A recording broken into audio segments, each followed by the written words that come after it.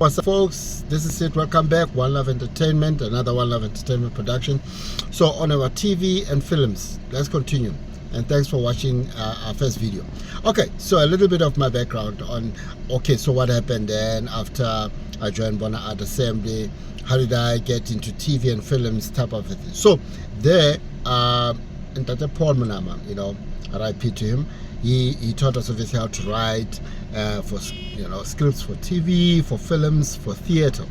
They almost kind of look the same, but they're just different there and there because of formats, different formats. But once you know how to write for one, you can actually write for others. And you still have to learn of them, of course. Anyway. So yeah, and so Ntate Moraka, who was Mr. Paul's friend, Tapelo Moraka, was the writer of a drama series which I hope you will remember. The drama series was called Masake. Do you remember Masake? That came out, I think, 1998, 1999, right? Somewhere there. Yes, must have been there. Or it must have been, somewhere around there. Yeah, so because he was a friend to Paul, he was always coming in to see us, how we work, and sometimes he will help us with scripts and things of that nature. He saw our talent. I was acting, I was, doing my thing, and then he saw me. He liked my talent. He was chuffed by my stuff. So much so that he actually wrote, or when he was writing Masake Part 2. Now you know about it. There was a Part 2 that was written. He wrote me a part. He wrote me you're talking about 26 episodes here, eh? I was going to be part of something massive. He wrote me a part on Masake Part 2, which unfortunately you haven't seen. I haven't seen because SABC2, for whatever reason, decided not to want to commission that Part 2 of Masake. Masake 1 was popular. Everybody knew that.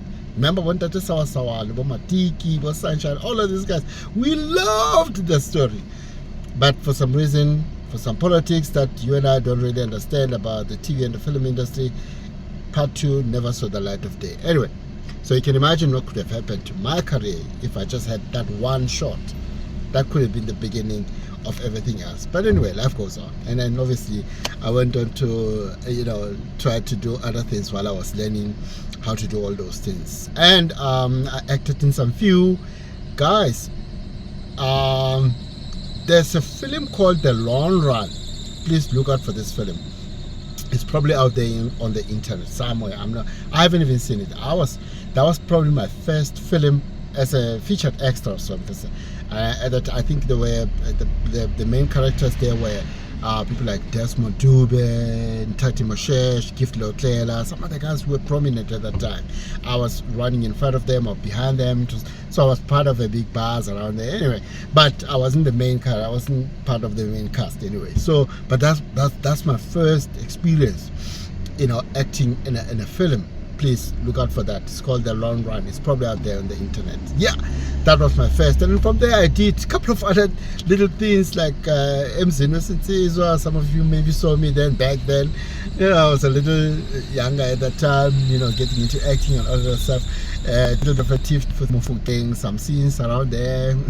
One of those episodes. So I did that. I did some amazing stuff, man. A couple of this and that. There was in some other adverts there, but what's important is what I want you to stay tuned for is the story, and which is a very funny story you don't want to miss, about my experiences at Generations. Yep, Generations. Yeah, there's something funny there that happened to me that you need to know about Generations, and about Scandal. So but stick around. This is Wanluv Entertainment production.